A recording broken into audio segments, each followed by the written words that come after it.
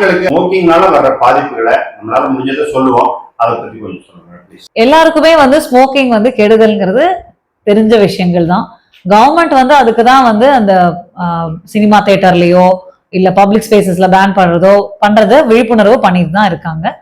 But அதை மீறியும் பண்றவங்க பண்ணிட்டு தான் இருக்காங்க. ஸோ ஸ்மோக்கிங் பண்றதுனால 2 விதமான பாதிப்புகள் வரலாம். ஒன்னு இன்ஃப்ளமேட்டரி டிசீசஸ் சொல்லிட்டு இந்த சிஓபிடி அது சார்ந்த வியாதிகள் வரலாம். அப்படி இல்லாட்டி அடுத்தது கேன்சர், இந்த வகைகள் வரலாம். ஸோ எல்லாருக்குமே வந்து நமக்கு வந்து வரதுக்கு வாய்ப்பு இருக்குன்னு தெரியும், இருந்தாலும் வரும்போது பார்த்துக்கலாம் அப்படின்னு சொல்லி விடுறாங்க. இந்த காலகட்டத்தில் நம்மளால விழிப்புணர்வு தான் கொடுக்க முடியும். இன்னும் ஒரு இன்ஃபர்மேஷன் என்ன கொடுக்கலாம் அப்படின்னாக்க, நமக்கு வரதுக்கு வாய்ப்புகள் இருக்கிறதா அப்படின்னு கண்டறியறதுக்கு, ஏன்னா எல்லாருக்குமே வந்து வந்த பிறகு தெரிய போகுது, வரதுக்கு முன்னாடியே நமக்கு வந்து பாசிபிலிட்டி இருக்கா.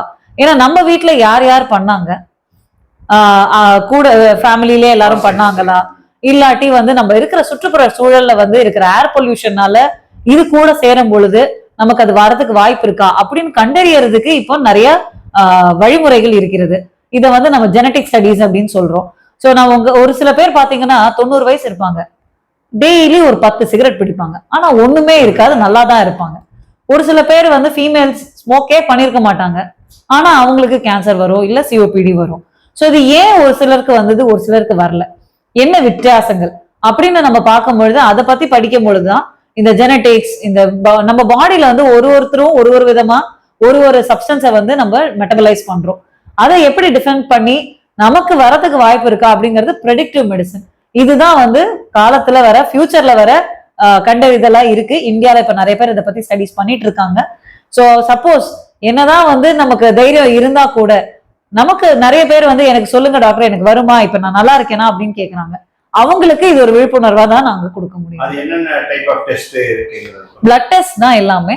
இதுல வந்து நமக்கு ஜீன்ஸை ஸ்டடி பண்ணலாம், நமக்கு வந்து கேன்சர் வரக்கூடிய ஜீன்ஸ் இருக்கா இல்ல சிஓபிடி வரக்கூடிய ஜீன்ஸ் இருக்காங்கிறத பார்க்கலாம்.